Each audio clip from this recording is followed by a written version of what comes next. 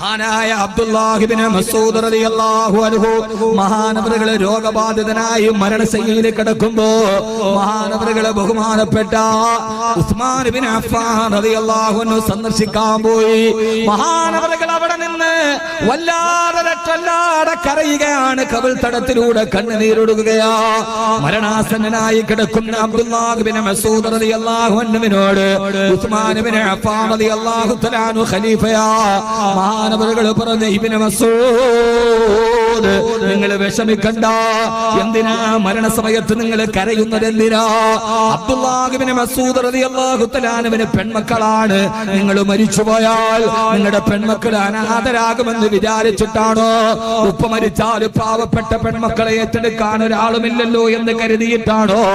എന്നാൽ ബൈത്തുൽ മാലിൽ നിന്ന് നിങ്ങൾ മരിച്ചാൽ ബൈത്തുൽ മാലിൽ നിന്ന് നിങ്ങളുടെ പെൺമക്കൾക്ക് ഒരു പെൻഷൻ കൊടുക്കാൻ തീരുമാനിച്ചിട്ടുണ്ട്. ആ സന്തോഷ വാർത്ത പറയാനാണ് ഞാൻ ഇവിടേക്ക് വന്നതെന്ന് മഹാനായ ഉസ്മാൻ റളിയല്ലാഹു തആല അൻഹു പറഞ്ഞപ്പോ അബ്ദുല്ലാഹ് ഇബ്നു മസ്ഊദ് റളിയല്ലാഹു തആല അൻഹു പറഞ്ഞ ഒരു വാക്കുണ്ടെന്നറിയോ? ഇവിടെ നിൽക്കുന്ന ഓരോ ഉപ്പമാർക്കും അത് പറയാൻ കഴിയുമെന്ന് നെഞ്ചത്ത് കൈവച്ച് ചിന്തിക്കണം.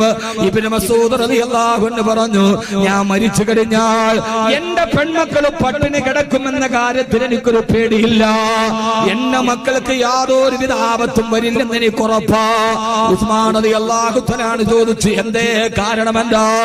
എന്റെ ഹബീബായ നബി മുഹമ്മദ് മുസ്തഫ സല്ലല്ലാഹു അലൈഹി വസല്ലം എനിക്ക് പഠിപ്പിച്ചു തന്നിട്ടുണ്ട്, ഏതെങ്കിലും ഒരു പെണ്ണ് അവള് മഗ്രിബ് നമസ്കാരത്തിന് ശേഷം കൃത്യമായി സൂറത്ത് വാക്യ പാരായണം ചെയ്താൽ ലം തുസിബുഹു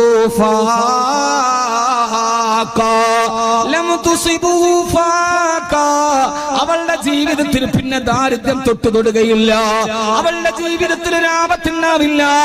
ഈ ഹദീസ് മുത്തായ നബി തങ്ങൾ എന്നെ പഠിപ്പിച്ചതിന് ശേഷം എന്റെ പെൺമക്കളോട് നിത്യമായി മഗ്രിബിന് ശേഷം അവര് സൂറത്തുൽ വാക്യ പാരായണം ചെയ്യാറുണ്ട്.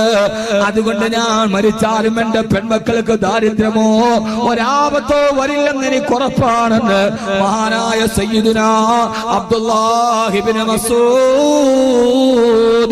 റളിയല്ലാഹു അൻഹു എന്റെ പ്രിയപ്പെട്ട പെങ്ങളെ, ദാരിദ്ര്യം വന്നാലും രോഗം വന്നാലും പ്രയാസം വന്നാലും കടം വന്നാലും മനുഷ്യ ദൈവത്തിന്റെയും ആ ദൈവത്തിന്റെയും മുമ്പിൽ പോയി ചമ്രം പടിഞ്ഞിരിക്കലല്ല.